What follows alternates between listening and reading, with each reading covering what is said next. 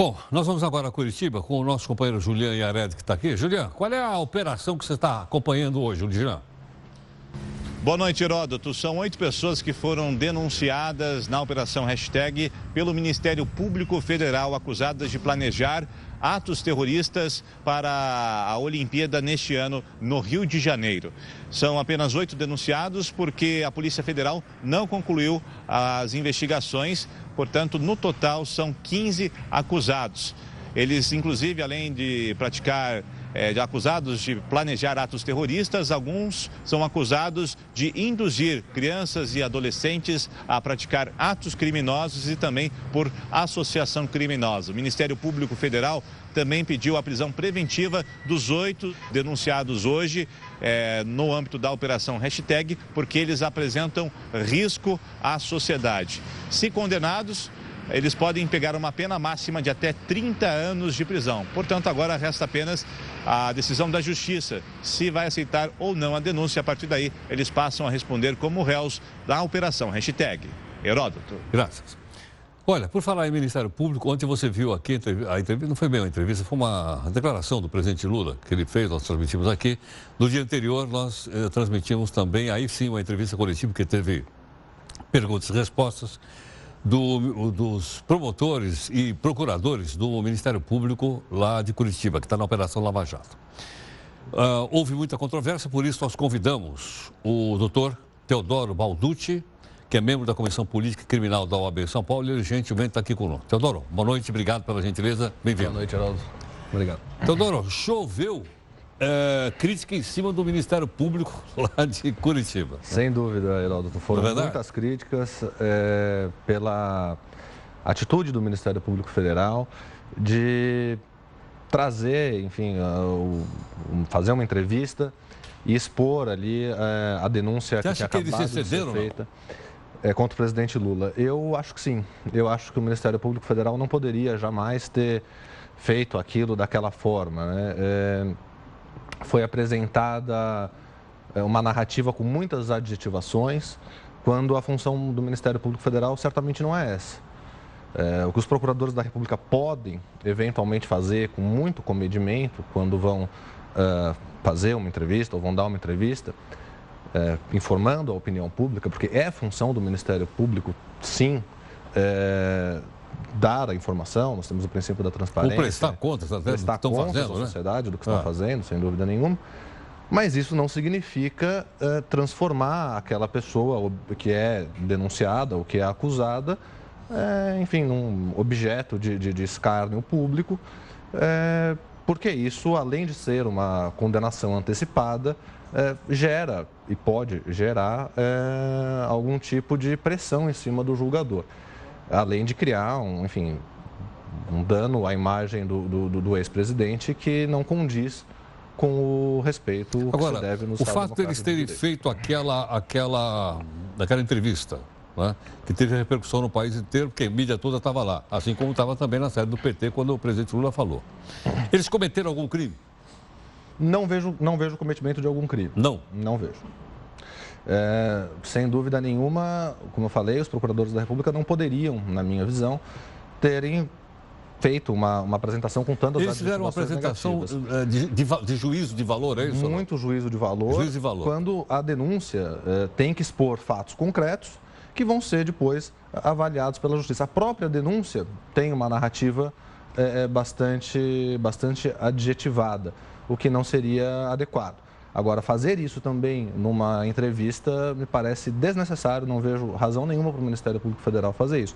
Nenhuma razão idônea. Consigo ver como objetivo, talvez, constranger um judiciário ou até angariar a opinião pública contra o ex-presidente, o que não é um posicionamento que se pode aceitar de uma instituição. Agora, a pessoa que se sentir atingida por uma ação dessa pode reclamar onde?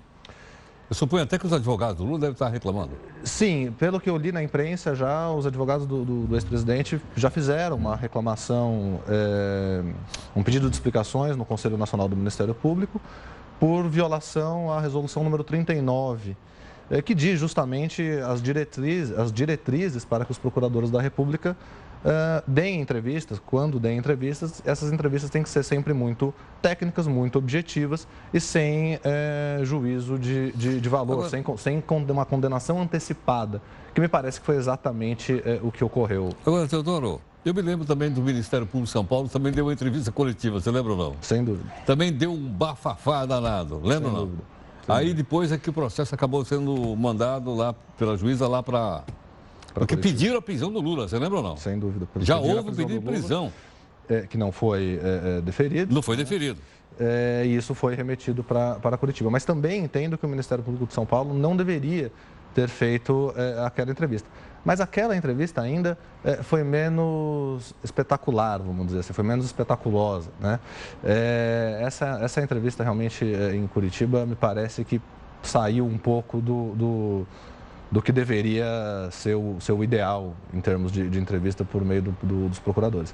Agora, existem aí, me parece que nessa denúncia, algumas coisas muito, muito graves.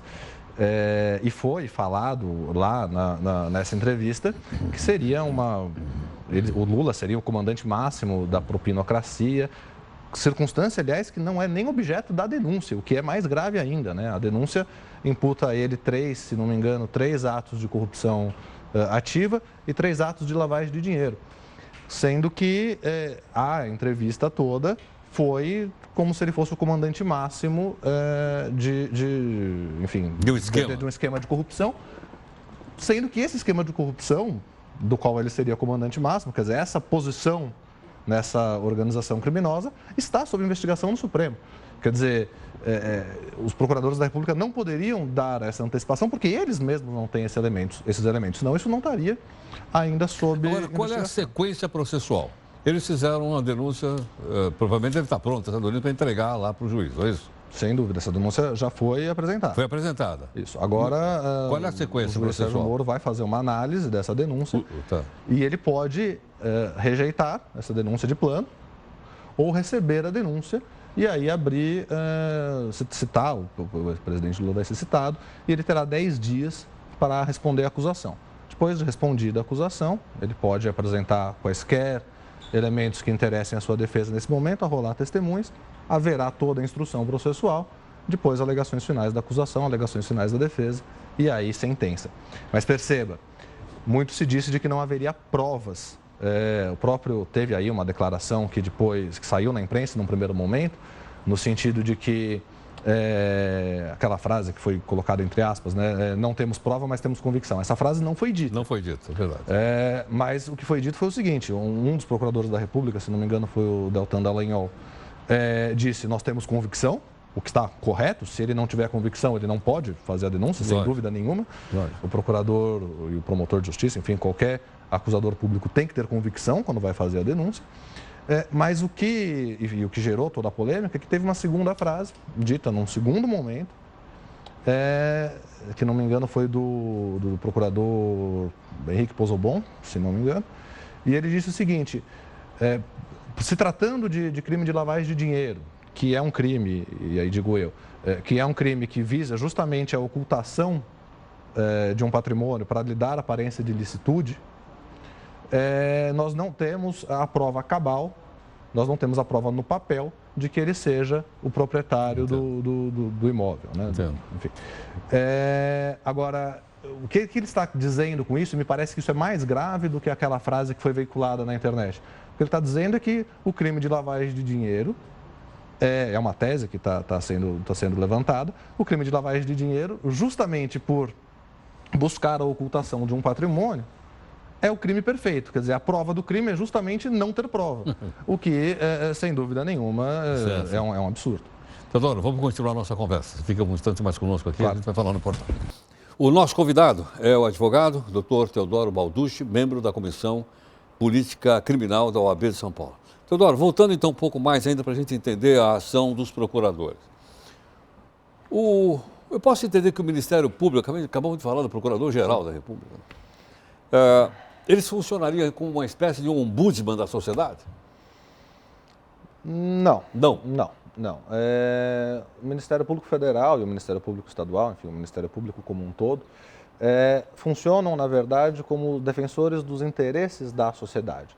Isso em todas as áreas do direito, dentre as quais a área criminal. Na área criminal, especificamente, o Ministério Público é apontado como fiscal da lei.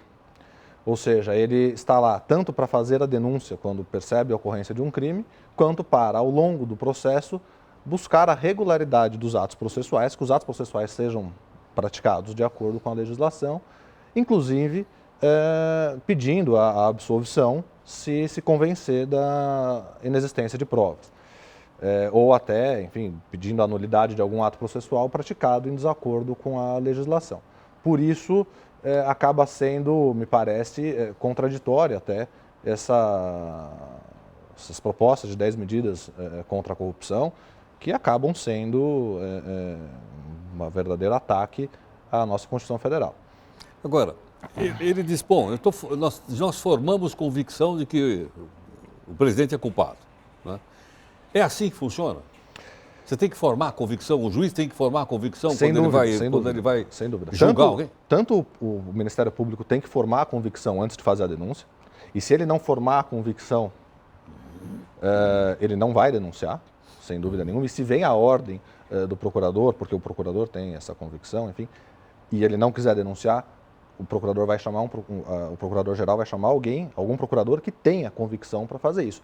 É impossível, ou não deveria ocorrer, uma denúncia sem que o procurador tenha convicção, ou sem que o promotor de justiça tenha convicção daquilo que ele está imputando naquela peça. Então, quanto à convicção, me parece absolutamente adequado. Adequado. Agora, a questão é com relação às provas. Se existem provas ou elementos mínimos a justificar. Quando a gente fala prova, tem que ser necessariamente prova material? Pode ser prova testemunhal? Pode ser prova testemunhal. Pode ser prova testemunhal. Não pode só ser com base na palavra do delator.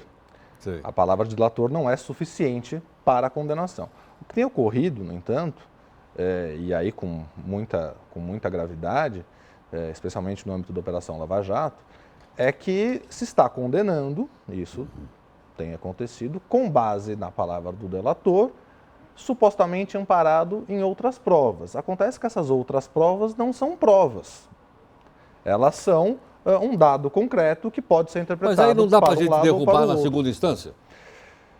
Não tem derrubado. Não tem derrubado, exatamente. Então dizer que dá para derrubar na segunda instância é algo porque aí você tem um colegiado lá, hein? Sim, mas o fato de ter um colegiado, sem querer desmerecer a segunda instância, longe disso, mas não gera nenhuma alteração nisso. Quer dizer, o fato de ter uma segunda instância não significa que esse processo vai ser melhor julgado. O fato dos desembargadores terem mais experiência não significa que esse processo será melhor julgado. O fato de estar num colegiado, o fato de ter uma troca de ideias, não significa que essa troca de ideias vai ser adequada, profícua, não significa que o tribunal não esteja pressionado pela imprensa, não significa que o tribunal não pressionado por nós? Mas não estamos fazendo nada, então como vamos pressionar?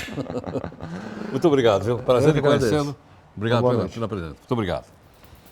Bom, aí está a participação, então, do Dr. Teodoro Balducci conversando conosco, né? Um pouco mais a respeito das questões que estão relacionadas aí. Logicamente que ele está falando em tese, para a gente poder entender, né? A sequência processual, tudo mais, e a gente não só aprender, né? Mas informando a nossa própria opinião. Nosso interesse é que você ouça outro e forme opinião também a respeito disso. Esses dois casos foram os mais importantes politicamente dessa semana. Em 15 segundos a gente volta.